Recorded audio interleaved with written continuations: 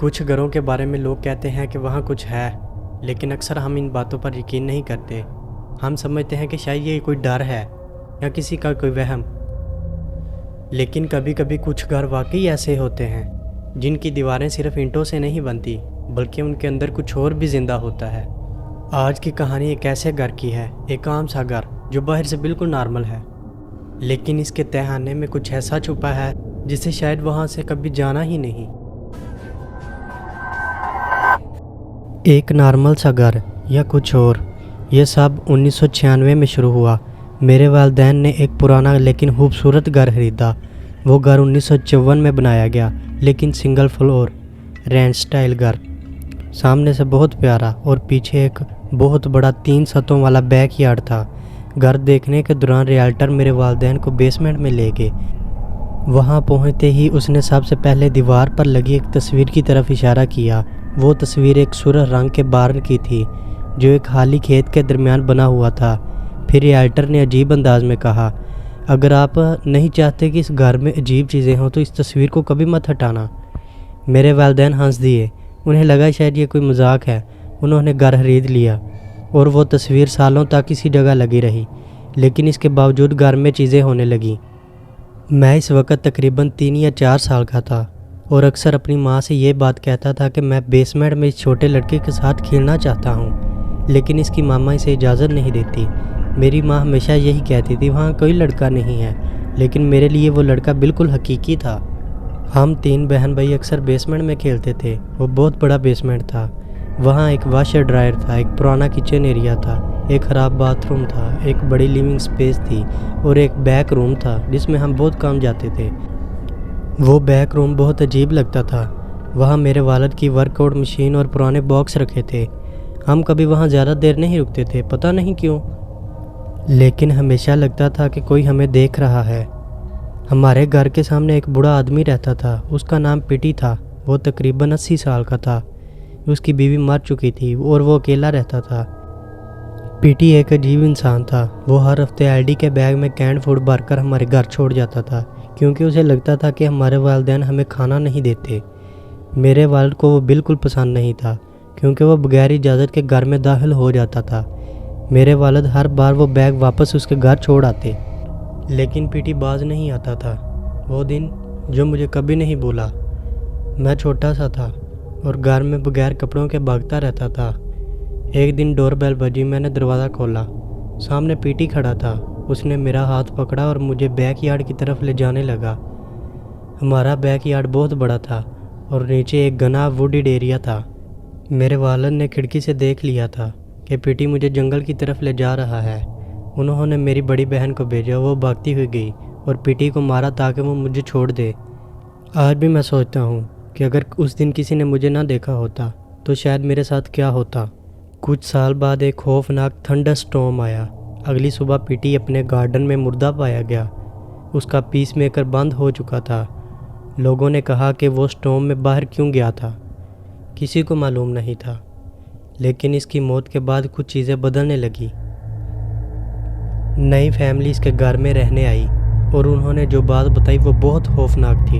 انہوں نے کہا کہ باتھ روم میں ٹوائلٹ ہی نہیں ہے، صرف فلور پہ ایک ہول تھا۔ اب میں اور میری بہن گھر میں اکیلے رہنے لگے۔ والدین کام پر چلے جاتے اور ہم اسکول سے واپس آتے، لیکن پھر کئی بار ایسا ہوا کہ فرنٹ ڈور کھلا رہتا، سارے لائٹس آن ہوتے، لیکن گھر میں کوئی نہیں ہوتا۔ ہر بار پڑوسی آ کر چیک کرتے، مگر کچھ نہیں ملتا۔ اور پھر سب کچھ بدل گیا۔ جب میرے والدین الگ ہوئے تو گھر کا ماحول مکمل بدل گیا تھا۔ ایسا لگتا تھا جیسے گھر میں موجود چیزیں اب زیادہ طاقتور ہو گئی ہیں۔ ایک رات میری بہن ڈٹرجنٹ بیسمنٹ میں رکھ کر اوپر آ گئی۔ کچھ دیر بعد واپس گئی تو ڈٹرجنٹ زمین پر بہہ رہا تھا، لیکن عجیب بات یہ تھی کہ کیپ آرام سے سیدھا رکھا تھا۔ سیل پھٹی ہوئی تھی اور ایک کونے میں پڑی ہوئی تھی۔ ایسا لگ رہا تھا جیسے کسی نے آرام سے اسے کھولا ہو۔ اور وہ ہارس جس میں بیٹریز ہی نہیں تھی۔ بیسمنٹ میں ایک پرانا رائڈنگ ہارس پڑا ہوا تھا، وہ بچوں والا ہارس جس پر بیٹھنے سے میوزک بجتا تھا۔